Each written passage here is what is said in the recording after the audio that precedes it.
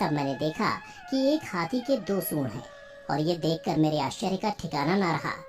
फिर अर्जुन ने बताया कि हे वासुदेव, मैंने एक पक्षी को देखा जिसके पंखों पर वेद की ऋचाएं लिखी हुई थीं। वह मरे हुए जानवर का मांस खा रहा था।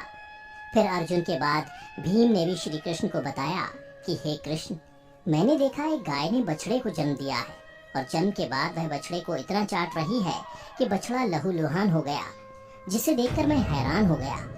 भला कोई माता अपने बच्चों के साथ ऐसा कर सकती है? उसके बाद श्री कृष्ण ने सहदेव से पूछा, सहदेव तुम बताओ, तुमने वन में क्या देखा?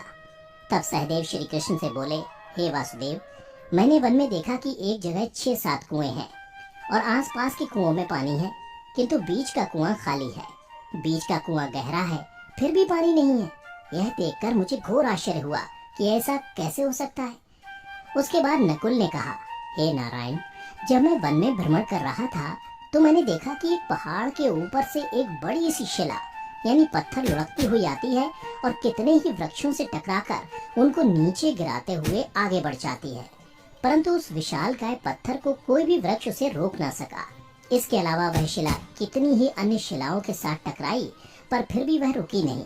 अंत में एक अत्यंत छोटे पौधे का स्पर्श होते ही वह स्थिर हो गई। फिर युधिष्ठिर श्री कृष्ण से बोले, हे वासुदेव, हम पांचों भाइयों ने जो कुछ भी वन में देखा वो आपको बता दिया, कृपया कर इसका अर्थ बताइए। तब श्री कृष्ण ने युधिष्ठिर से कहा, हे धर्मराज, जैसा कि आपने कहा कि आपने 2 सूंड वाला हाथी देखा, जिसका ये अर्थ हुआ कि कलयुग में ऐसे लोगों का राज होगा जो बोलेंगे कुछ, करेंगे कुछ। कलयुग के शासक अपने प्रजा की सभी तरह से शोषण करेंगे। उनके मन में कुछ और होगा और दिखावे के लिए कुछ और करेंगे। अर्थात कलयुग में शासकों के लिए आम लोगों का कोई महत्व नहीं होगा, वो बस राज करने के लिए शासक होंगे। फिर श्री कृष्ण अर्जुन से बोले, हे धनंजय, जैसा कि तुमने देखा कि एक पक्षी के पंख पर वेद की ऋचाएं लिखी हुई थीं, लेकिन वह मरे हुए जानवर का मांस खा रहा था, जिसका अर्थ ये हुआ कि कलयुग में ऐसे लोग होंगे जो बड़े ज्ञानी और ध्यानी कहलाएंगे, किंतु उनके आचरण राक्षसी होंगे। कलयुग में लोग पंडित और विद्वान कहलाएंगे, किंतु यह विचार चलता रहेगा कि कोई मरे और उसकी सारी संपत्ति उसके नाम हो जाए। अर्थात कलयुग के मनुष्य धन और संपत्ति के लोभी होंगे, भले ही उनके पास कितना ही ज्ञान क्यों ना हो। इसके अलावा हे अर्जुन, कलयुग में हर जाति धर्म के प्रमुख पद पर बैठे लोग विचार करेंगे कि कब कोई किसी पद से हटे और हम उस पर विराजमान हो जाएं। कलयुग में ऐसे लोगों की संख्या बहुतायत होगी, कोई कोई विरला ही संत पुरुष होगा।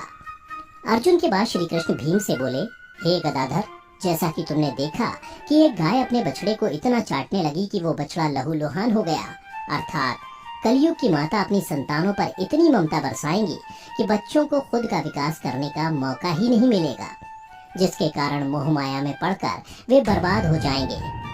इसके अलावा किसी का बेटा घर छोड़कर साधु बनेगा तो हजारों व्यक्ति दर्शन करेंगे, किंतु जब मनुष्य का अपना बेटा साधु बनेगा तो रोएंगे कि मेरे बेटे का क्या होगा। इतनी सारी ममता होगी कि उसे मोह माया और परिवार में ही बांध कर रखेंगे और उसका जीवन वहीं खत्म हो जाएगा। अंत में बेचारा अनाथ होकर मरेगा।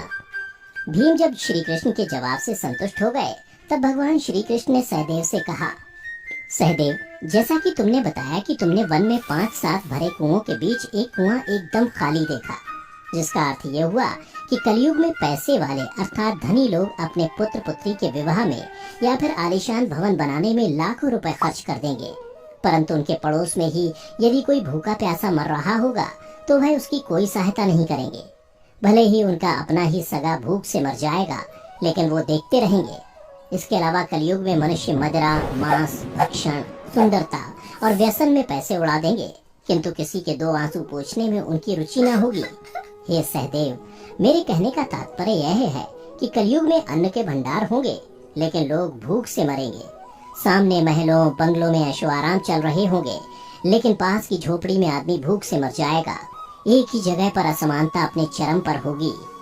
श्री कृष्ण की बातें सुनकर सहदेव को सारी बातें समझ में आ गईं।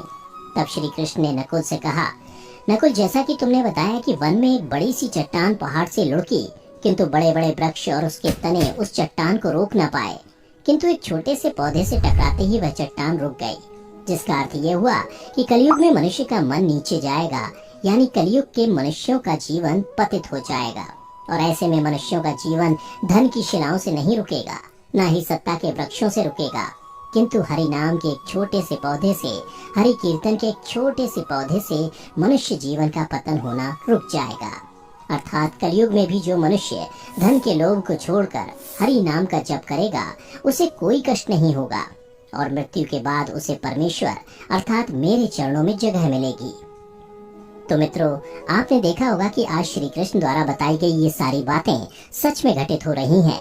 इसलिए मनुष्यों को चाहिए कि कलयुग में वह धर्म का पालन करें और श्री हरि नाम का भजन करें, तो उसका जीवन सफल हो जाएगा। तो मित्रों, उम्मीद करता हूँ कि आपको श्री कृष्ण द्वारा कलयुग के बारे में बताई गई ये कड़वी सच्चाई जरूर पसंद आई होगी। अगर पसंद आई हो तो इसे ज्यादा से ज्यादा लाइक और शेयर करें। साथ ही अगर आप हमारे चैनल पर पहली बार वीडियो देख रहे हैं तो ऐसी ही पौराणिक और आध्यात्मिक जानकारी के लिए हमारे चैनल को अभी सब्सक्राइब करें और नीचे कमेंट करके बताएं कि आपको वीडियो कैसी लगी। फिलहाल आज की वीडियो यहीं समाप्त होती है। अब हमें इजाजत दें। वीडियो को अंत तक देखते रहने के लिए आपका बहुत बहुत शुक्रिया।